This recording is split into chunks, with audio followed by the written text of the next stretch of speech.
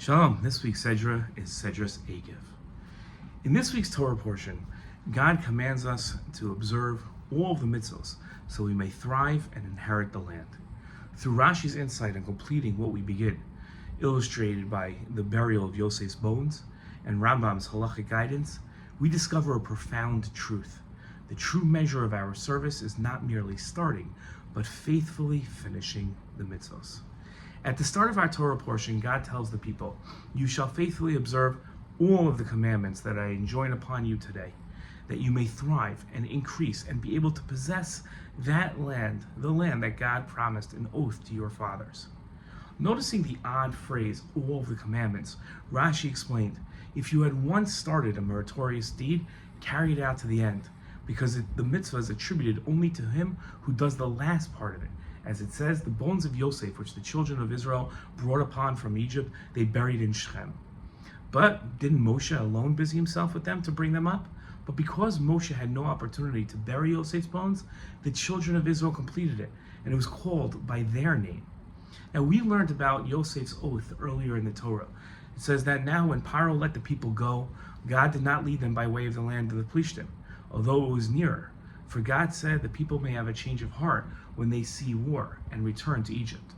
So God led the people roundabout to our area of the country by way of wilderness at the Red Seas. Now, the Israelites went up armed out of the land of Egypt. Moshe took with him the bones of Yosef, who had exacted an oath from the children of Israel, saying, "God will be sure to take notice of you.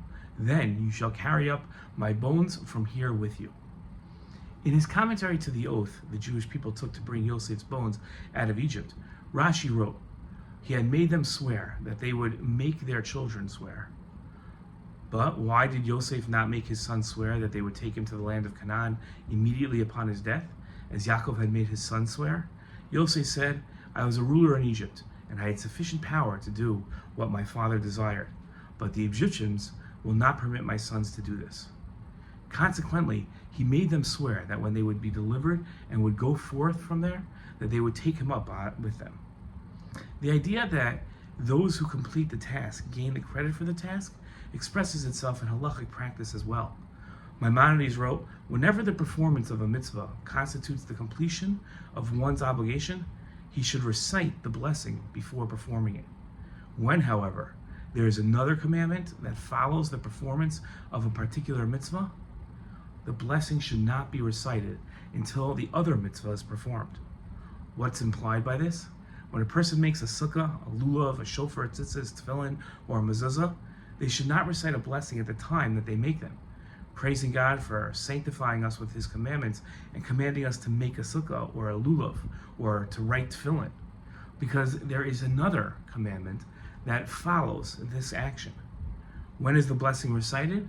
When one sits in the sukkah, when they shake or wave their lulav, hear the sound of the shofar, wrap oneself in tzitzis, don their tefillin, or affixes the mezuzah. Why is the end of the task, or the completion of the task, the important part of the mitzvah? Intention is important, starting a mitzvah is important, but completing a mitzvah is most important because it reflects an understanding of the significance of fulfilling mitzvos to the person.